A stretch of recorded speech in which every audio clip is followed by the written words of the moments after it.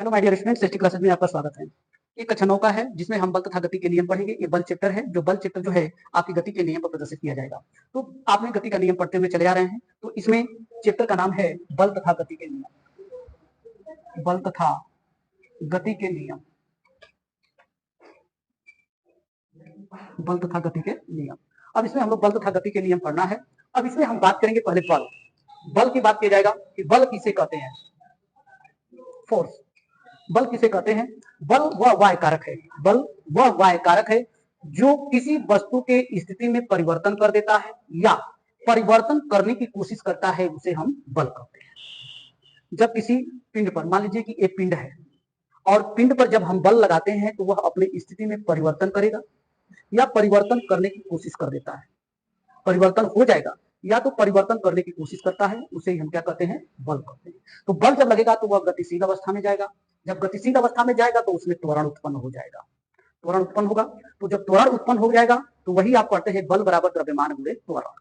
तो वस्तु है, वस्तु पर बल लगाते हैं, वस्तु का द्रव्यमान रहेगा। जब वस्तु गतिशील अवस्था में होगा तो वस्तु के द्रव्यमान के आधार पर उसमें त्वरण उत्पन्न होगा, हो जाएगा। जब त्वरण उत्पन्न हो जाता है तो उसी के द्रव्यमान और त्वरण के गुणनफल को हम बल कहते हैं। द्रव्यमान और त्वरण के गुणनफल को हम बल कहते हैं। तो इसमें क्या हो जाएगा? परिभाषा इसका, बल वह वाह्य कारक है, बल वह वाह्य कारक है जो किसी वस्तु पर, ठीक है, बल वह वाह्य कारक है जो किसी वस्तु पर, जो किसी वस्तु की स्थिति में परिवर्तन करता है या परिवर्तन करने की कोशिश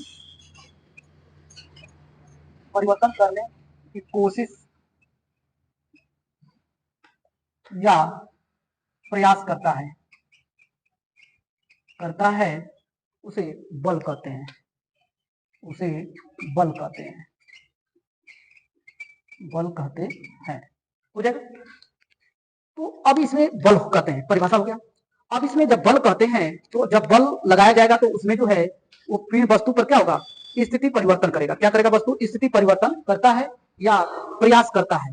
तो अब मान लीजिए कोई वस्तु खूब भारी रहेगा, जब हम उस पर बल लगाएंगे तो क्या वो अपनी स्थिति में परिवर्तन हो पाएगा? नहीं हो पाएगा। वो क्या करेगा? प्रयास करेगा।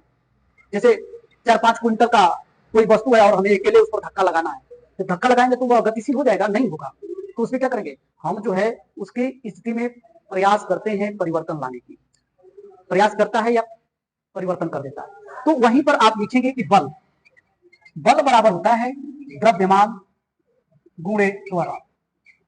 ये फार्मूला होता है। और सीधे फार्मूला छोटे के रूप में कहेंगे कि द्रव्यमान और त्वरण के गुणनफल को हम बल कहते हैं। द्रव्यमान और त्वरण के गुणनफल को हम बल कहते हैं। तो बल कहते हैं। तो अब इसी तरह से आपको कहा जाए कि यदि किसी वस्तु का द्रव्यमान स्मॉल, यदि किसी वस्तु का द्रव्यमान स्मॉल तथा उस पर लगाया गया बल कैपिटल एफ, उससे उत्पन्न त्वरण स्मॉल ए के गुणनफल के बराबर होता है। तो जब बराबर होता है तो यही, यदि किसी वस्तु पर लगाया गया बल कैपिटल एफ उस वस्तु के द्रव्यमान स्मॉल एम उससे त्वरण स्मॉल ए के गुणनफल के बराबर होता है। तो यही तो मैं परिभाषा बोला हूं कि द्रव्यमान और त्वरण के गुणनफल को हम बल कहते हैं। द्रव्यमान और त्वरण के गुणनफल को हम बल कहते हैं। जब बल कहते हैं तो अब इसमें किस प्रकार की राशि है? सदिश राशि है। किस प्रकार की राशि है? सदिश राशि है। तो सदिश राशि किसे कहते हैं? 100 माने साथ साथ दिश माने दिशा, यानी कि परिमाण के साथ साथ दिशा का भी ज्ञात होता है, उसे हम सदिश राशि कहते हैं। क्या कहते हैं? सदिश राशि कहते हैं। तो यह बल एक प्रकार की क्या है? बल एक सदिश राशि है। क्या है? बल एक सदिश राशि है। हो जाएगा। अब इसका मात्रक हमें एसआई पद्धति में मात्रक, एमकेएस पद्धति में मात्रक, सीजीएस पद्धति में मात्रक, तीनों आपने 4 प्रकार के पद्धति के प्रकार पढ़े हैं।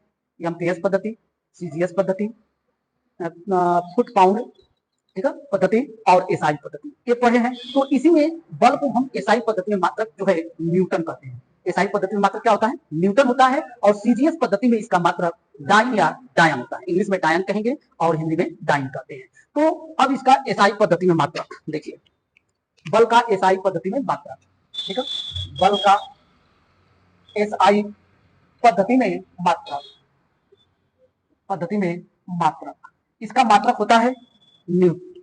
इसका मात्रक क्या होता है? न्यूटन होता है, न्यूटन, न्यूटन हो जाएगा। अब इसी का जो है सीजीएस पद्धति में मात्रक, ठीक है, सीजीएस पद्धति में मात्रक, सीजीएस पद्धति में मात्रक क्या होता है? सीजीएस पद्धति में मात्रक इसका डाइन होता है। क्या होता है? डाइन होता है। अब इसमें पूछा जाता है कि एक न्यूटन में कितना डाइन होता है, एक न्यूटन में कितना डाइन होता है। तो आपने पढ़ा है कि एक न्यूटन बराबर 1 किलोग्राम मीटर प्रति सेकेंड स्क्वायर। जब यहां से जब हम एमकेएस पद्धति में मात्रक रखेंगे एमकेएस, तो द्रव्यमान का मात्रक किलोग्राम, त्वरण का मात्रक मीटर प्रति सेकेंड स्क्वायर हो जाएगा, हो जाएगा। तो अब यहीं से यही उठा करके रखा जाएगा कि 1 न्यूटन बराबर 1 किलोग्राम मीटर प्रति सेकेंड स्क्वायर के बराबर होता है। कितना होता है? 1 किलोग्राम न्यूटन मीटर प्रति सेकेंड स्क्वायर के बराबर होता है।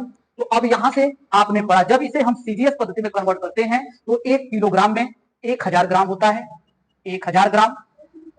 1 मीटर में 100 सेंटीमीटर होता है और प्रति सेकेंड स्क्वायर होता है। तो यह आपका बदल गया किसमें? सीजीएस पद्धति में। जब सीजीएस पद्धति में कन्वर्ट हो गया तो इसी को ही मात्रक को हम कहते हैं डायन या डाइन। तो यहीं पर लिखा जाएगा कि 1 न्यूटन बराबर, ठीक है, तो लिखा जाएगा कि 1 न्यूटन बराबर, तो अब यह हो जाएगा 1000 गुणे 100 प्रति सेकेंड स्क्वायर हो जाएगा। तो अब यह हो जाएगा सेकेंड स्क्वायर, प्रति सेकेंड स्क्वायर हो जाएगा। तो अब यह हो जाएगा 1 न्यूटन बराबर, तो 10 की पावर 3 गुणे 10 की पावर 2 प्रति सेकेंड स्क्वायर हो जाएगा। तो यही हो जाता है वो 1 न्यूटन बराबर 10 की पावर 5 डाइन जाता है। यही पूरा मात्रक रखा जाएगा तो यही डाइन में बदल जाता है। तो यही होता है 1 न्यूटन बराबर 10 की पावर 5 डाइन होता है। और इसका जो है बल का एक और अन्य मात्रक होता है, जिसका अन्य मात्रक होता है किलोग्राम भार होता है। क्या होता है? किलोग्राम भार। बल का एक अन्य मात्रक, बल का एक अन्य मात्रक किलोग्राम भार होता है। क्या होता है? किलोग्राम भार होता है। बल का मात्रक क्या होता है? किलोग्राम भार होता है। आपको नहीं दिख रहा है, इसको मैं ब्लैक से लिख दे रहा हूं। तो दिखाएगा कि बल का एक अन्य मात्रक किलोग्राम भार होता है, किलोग्राम भार होता है। हो गया। अब यहां पर हमने बल देख लिया, बल का मात्रक देख लिया, सीजीएस पद्धति में देख लिया, बल का हमने फार्मूला भी देख लिया कि बल वह वाय कारक है जो किसी वस्तु के स्थिति में परिवर्तन या परिवर्तन करने का प्रयास करता है, उसे हम बल कहते हैं। बल बराबर होता है द्रव्यमान गुणे त्वरण होता है, या द्रव्यमान और त्वरण के गुणनफल को हम बल कहते हैं। तो यदि किसी वस्तु का द्रव्यमान स्मॉल m तथा उस पर लगाया गया बल कैपिटल F तथा उससे उत्पन्न त्वरण स्मॉल a के गुणनफल के बराबर होता है, तो यह बराबर m इंटू a। अब इसका हम राशि पढ़ेंगे कि बल किस प्रकार की राशि है। बल एक सदिश राशि है। बल क्या है? एक सदिश राशि है। और सदिश राशि जब हो जा रही है तो बल का मात्रक एसआई पद्धति में क्या होता है? न्यूटन होता है। बल का एसआई पद्धति में मात्रक क्या? न्यूटन होता है। सीजीएस पद्धति में डाइन होता है। 1 न्यूटन बराबर 10 की पावर 5 डाइन होता है। और बल का एक अन्य मात्रक किलोग्राम भार होता है। बल का अन्य मात्रक क्या होता है? किलोग्राम भार होता है। यह बल जो है आपके दैनिक जीवन के स्थिति के आधार पर इसको प्रदर्शित किया गया है। समझ में आया?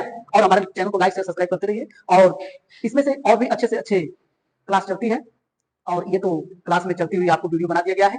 और इसको समझने के लिए अगर नहीं समझ में आएगा तो कमेंट कीजिएगा, मैं फिर से आपको एक और वीडियो बना के और समझा करके खूब आपके जीवन के रिलेटेड में समझा करके मैं वीडियो बना दूंगा कि बल क्या होते हैं और बल की स्थिति में कैसे परिवर्तन किया जाता है। तो आपके जीवन में ये घटनाएं होती रहती हैं, और बल के जितने भी साइंस आप पढ़ेंगे आपके जीवन की घटनाएं हैं। कक्षा 9 के साइंस, कक्षा 11 का फिजिक्स, चाहे कक्षा 10 का फिजिक्स, जो भी पढ़ेंगे आपके दैनिक जीवन की घटनाओं के आधार पर स्थित रहेगा। लेकिन आप समझ नहीं पाते हैं कि किस प्रकार से ये घटनाएं घट रही है। ठीक, तो हमारे चैनल को लाइक से सब्सक्राइब कीजिए। बहुत बहुत धन्यवाद। Thank you.